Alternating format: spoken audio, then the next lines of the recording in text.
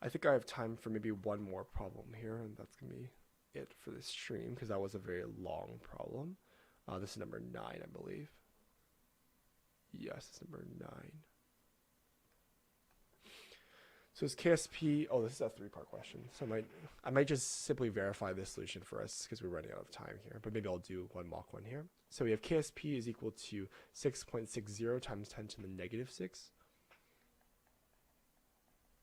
PbBr2 is equal to 6.60 times 10 to the negative 6. It's a little cut off, sorry. And it's asking us what is the molar solubility of PbBr2. So let's figure out the chemical equation for that. So we have lead bromide. It's going to dissociate into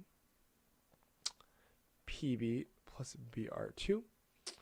So we have Pb, we have Pb and Br minus here. Sorry, not Br2, Br minus.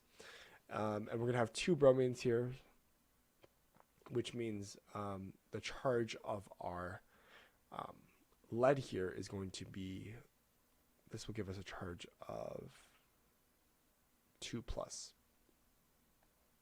Because again, the bromine, you can think of the reverse crisscross method. Br2 is the subscript for 2 belongs to the charge of Pb, so it's going to be 2+. And to balance it, we just simply put a 2 for Br. So this is good.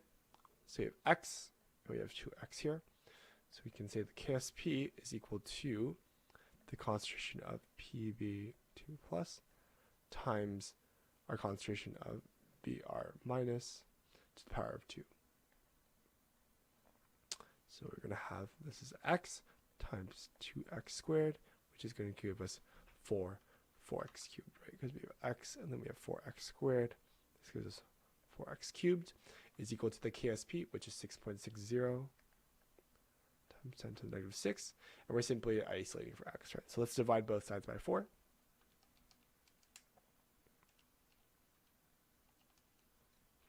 So we have 1.65 times 10 to the negative 6 equals x cubed.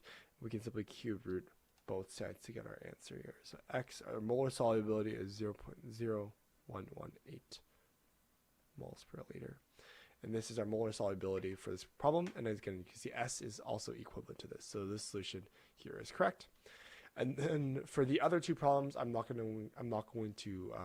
just going to simply look at the solution and tell you if it's right or not, just for the sake of time.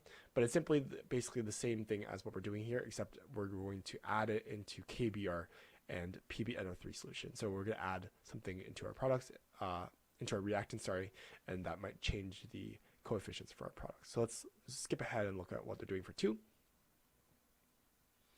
So again, you have it in a molar solution of KBr, potassium bromide, and you know that the concentration of potassium bromide is 0.500 molars, right? Which means you know your molar solubility of Br minus is also 0.500, right? Because KBr dissociates into K plus and Br minus. It's a 1-to-1 ratio, so we have 0.500 as our Br minus, and therefore you can substitute this x value for 0.50 and calculate the molar solubility for our for PbBr2. So this solution is correct. Again, I have S and I have 2S plus 0.5, which is great.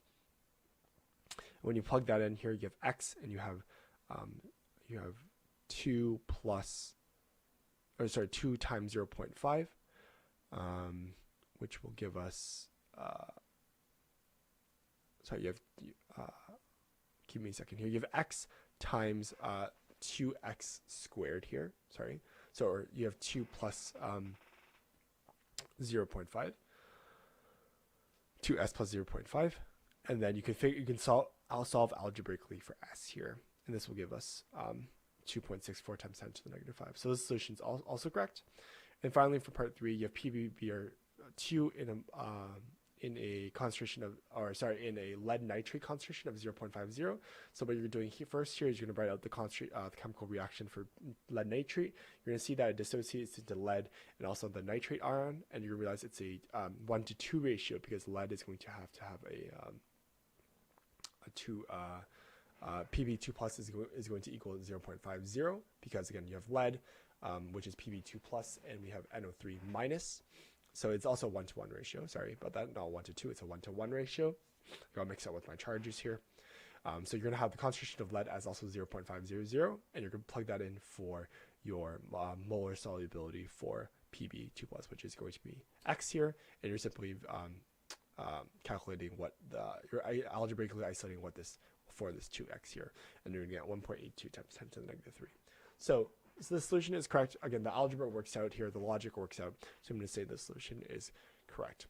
Again, thank you so much for watching this stream. I unfortunately didn't get to my last question of the day for the sake of time, just because that question was very, very long, but it's totally fine.